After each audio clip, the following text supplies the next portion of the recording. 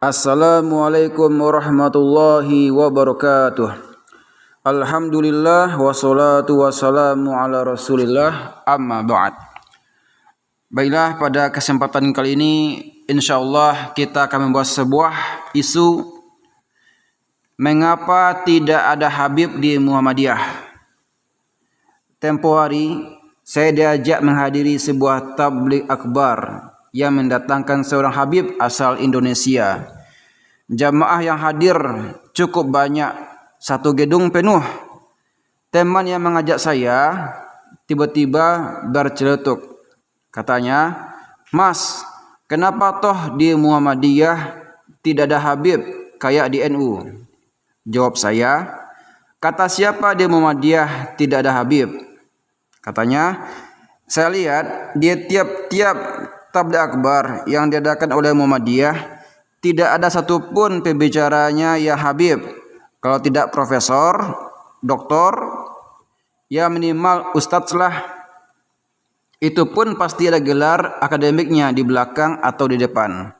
Saya pun berseloroh menjawab pertanyaan tersebut. Di Muhammadiyah ada kok Habib. Beliau tinggal di Magelang. Bahkan saya pernah moderatori beliau saat pengajian di Bengkulu. Namanya Ustadz Habib Khirzin, mantan ketua umum pimpinan pusat pemuda Muhammadiyah. Katanya, "Wah, ternyata ada ya Mas?" Jawabnya dengan polos. "Iya ada," kata saya. Nama beliau memang Habib Khirzin, sesuai dengan nama pemberian orang tua beliau. Teman saya pun agak menggerutu sambil menampakkan muka sebal mendengar seluruhan dari saya. Tak tega melihatnya begitu, saya pun menjelaskan mengapa di Muhammadiyah tidak ada ulamanya yang bergelar Habib. Sejak dulu sudah menjadi langgamnya bahwa di Muhammadiyah tidak mengkultuskan orang, baik yang sudah meninggal maupun yang masih hidup. Bahkan sekaliber pendirinya Kiai Haji Ahmad Dahlan tidak dikultuskan dengan memberi gelar-gelar berlebihan, mengkeramatkan makamnya atau menjadikannya sebagai wasilah doa. Ini semata-mata dilakukan sebagai bentuk ketaatan warga Muhammadiyah pada ajaran Rasulullah Shallallahu Alaihi Wasallam yang memang selama hidupnya tidak melakukan hal-hal tersebut, sehingga Muhammadiyah berusaha meneladani perilaku yang dicontohkan oleh Nabi. Di Muhammadiyah sendiri tidak mengenal istilah darah biru. Golongan masyarakat yang masih memiliki tautan darah dengan orang yang dianggap penting di Muhammadiyah, yang biasanya menempati posisi terhormat. Bagi beberapa organisasi lainnya, keberadaan darah biru menjadi penting, bahkan bisa menjadi legitimasi kepemimpinan seseorang. Namun Muhammadiyah berbeda. Sejak dulu sudah menjadi tradisi bahwa untuk menjadi seorang pendakwah atau ulama Muhammadiyah, seseorang harus memiliki kapabilitas keilmuan formal. Ini dimaksudkan agar keilmuan ulama di Muhammadiyah menjadi terstandar. Tradisi ini berimbas pada jumlah ulama di Muhammadiyah. Tidak semua yang memiliki tautan darah dengan pendiri Muhammadiyah secara otomatis menjadi ulama, atau setiap mereka yang lulus dari pondok pesantren langsung menjadi ulama. Biasanya seseorang akan menempuh minimal jenjang studi S1 pada bidang agama Islam untuk bisa menjadi seorang ulama di Muhammadiyah.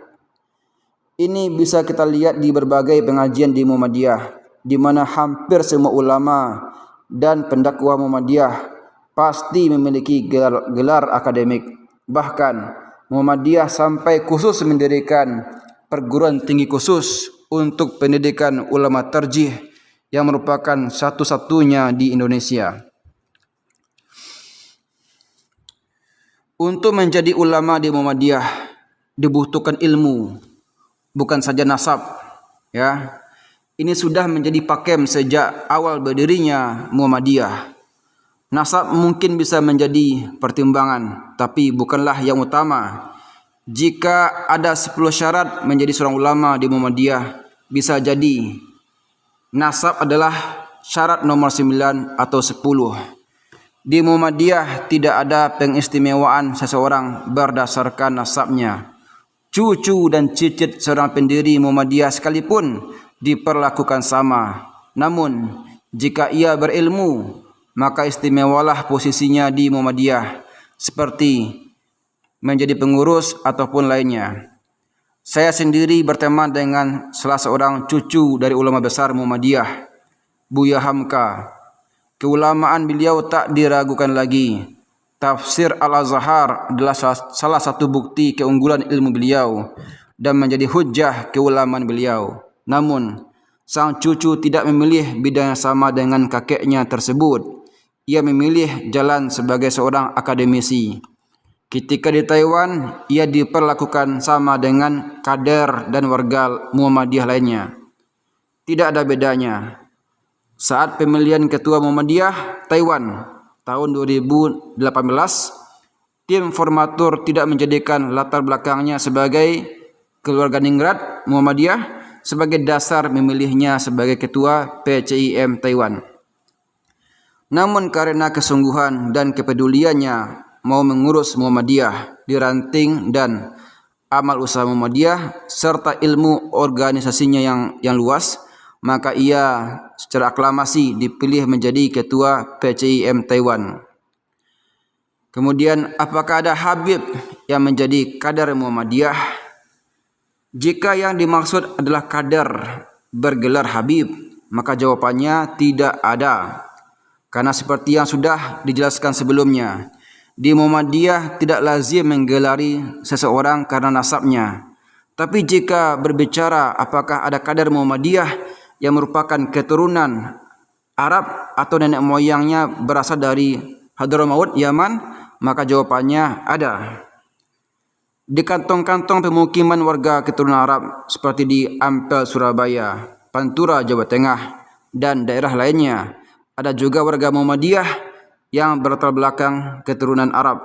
Bisa jadi salah satu di antara mereka masih memiliki garis keturunan dari Nabi yang lazim digelari Habib.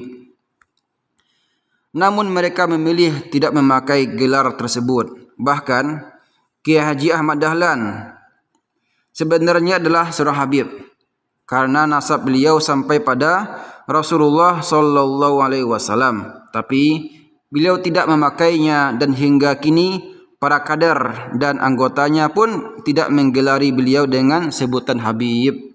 Jadi, bagi yang masih mencari-cari seorang Habib di Muhammadiyah, maka cukupkanlah pencarian itu. Fahami lebih dalam tentang langgam gerakan ini. Tidak perlu silau dengan gelar-gelar seseorang, karena yang membedakan manusia itu bukan gelarnya, namun iman, amal, dan takwanya. Tak perlu risau bahwa kita bukan dari kalangan ningrat ulama. Karena di Muhammadiyah, seorang mantan warga NU sekalipun bisa menjadi ulama Muhammadiyah. Sumber Andi Azhar, PCIM Taiwan, Menara 62. Wassalamualaikum warahmatullahi wabarakatuh.